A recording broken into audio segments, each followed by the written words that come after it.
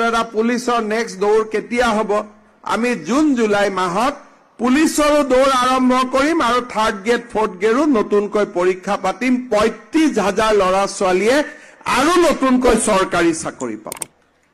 1 লাখৰ লগত হৈ গ'ল আৰু ৩৫,০০০ মই ইলেকশ্যনত কৈছিলো 1 লাখ কিন্তু এতিয়া ময়ো আগুৱাই গৈ আছো যাতে আমি আগুৱাই গৈ থাকিব পাৰো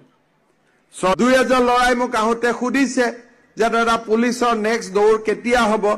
আমি জুন জুলাই মাহত পুলিচৰো দৌৰ আৰম্ভ কৰিম আৰু থাৰ্ড গ্ৰেড ফৰ্থ গ্ৰেডো নতুনকৈ পৰীক্ষা পাতিম ৩৫,০০০ ল'ৰা ছোৱালীয়ে আৰু নতুনকৈ চৰকাৰী চাকৰি পাব 1 লাখৰ লগত হৈ গ'ল আৰু ৩৫,০০০ মই ইলেকশ্যনত কৈছিলো 1 লাখ কিন্তু এতিয়া ময়ো আগুৱাই গৈ আছো যাতে আমি আগুৱাই গৈ থাকিব পাৰো শ্ৰদ্ধাৰ ৰাইজ আজি আমাৰ অসমখনত বিনামূলীয়া স্কুটি বিনামূলীয়া চাইকেল ৰাস্তা ঘাট স্কুল কলেজ আমি আমাৰ অসমখনক